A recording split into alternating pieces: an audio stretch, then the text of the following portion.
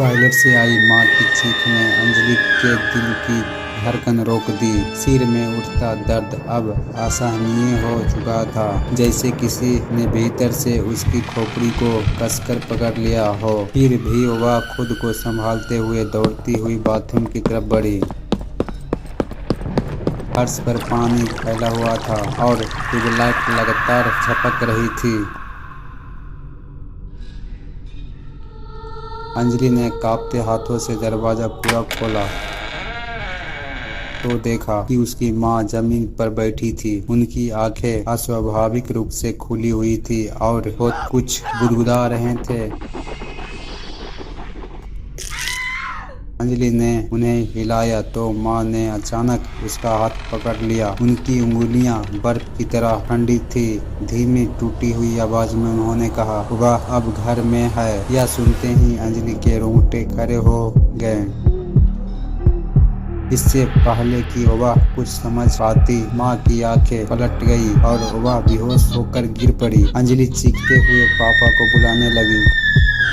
कुछ ही पलों में पापा वहां पहुंचे, लेकिन उनके चेहरे पर कोई घबराहट नहीं थी। उन्होंने बिना कुछ बोले माँ को उठाया और कमरे में ले गए। अंजलि को लगा जैसे घर की हवा भारी हो गई हो।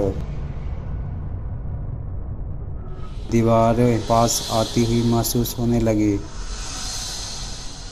उस रात अंजलि सो नहीं पाई। हर बार आंख बंद करती तो कानों में वही फुसफुसाहट गूंजने लगती।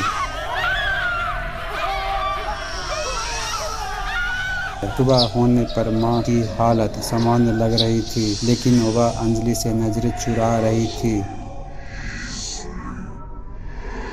पापा भी पहले से ज्यादा चुप हो गए थे, जैसे किसी अनकहे डर ने पूरे घर को जकड़ लिया हो। दोपहर के वक्त आदित्य का फोन आया। उसकी आवाज पहले से ज्यादा गंभीर थी। उसने कहा कि अब सब कुछ बताने का समय आ गया है। अंजलि ने डरते हुए उससे पूछा कि क्या यह सब उसी सपने से जुड़ा है। आदित्य कुछ देर चुप रहा, फिर बोला कि जो भी हो रहा है वह एक कड़ी है जो बहुत पहले शुरू हुई थी। उसने अंजलि को आधी रात शहर से बाहर बने पुराने मंदिर में मिलने को कहा।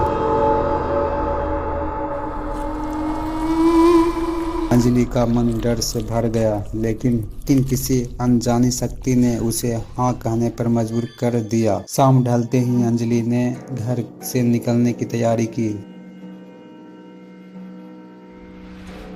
माँ ने उसे रोकने की कोशिश की, लेकिन शब्द उनके मुंह से निकल ही नहीं पाए। पापा बस उसे जाते हुए देखे रहे थे। रास्ता सुनसान था।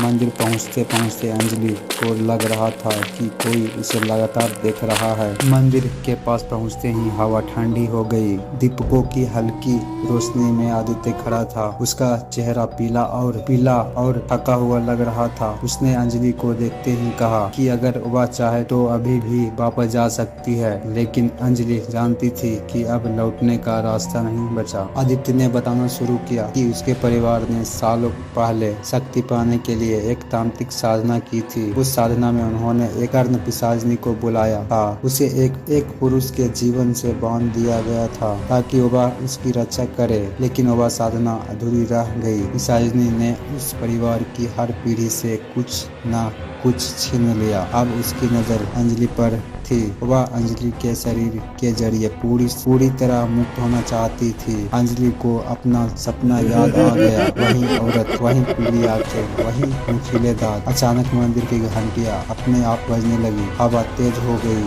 आदित्य ने जोर से मंत्र पढ़ना शुरू किया। तभी अंजलि को लगा जैसे किसी ने उसे कान के पास सांस ली हो। वही जानी पहचानी फुसफुसाहट अब चीख में बदल गई। अंजलि के सामने वही औरत प्रकट हुई। उसका चेहरा बिखरा था, आंखें पीली और दांत नुकीले। वह हंसते हुए बोली कि अंजलि को चुरा लिया गया है। आदित्य ने आखिरी मंत्र पढ़ा और जमीन पर चीखा हुआ घेरा चमकने लगा और औरत चीखी और पीछे हट गई। सब कुछ अचानक शांत हो गया। आदित्य थककर जमीन पर बैठ गया। उसने बताया कि यह सिर्फ शुरुआत थी। पिशाचिनी को पूरी तरह रोकने के लिए अंजलि को बहुत मजबूत बनना होगा। अभी अंजलि को समझ आया कि उसकी जिंदगी अब पहले जैसा कभी नहीं रहेगी। सवाल यह था कि वह बचेगी या नहीं। सवाल यह था कि वह किस कीमत पर बचेगी।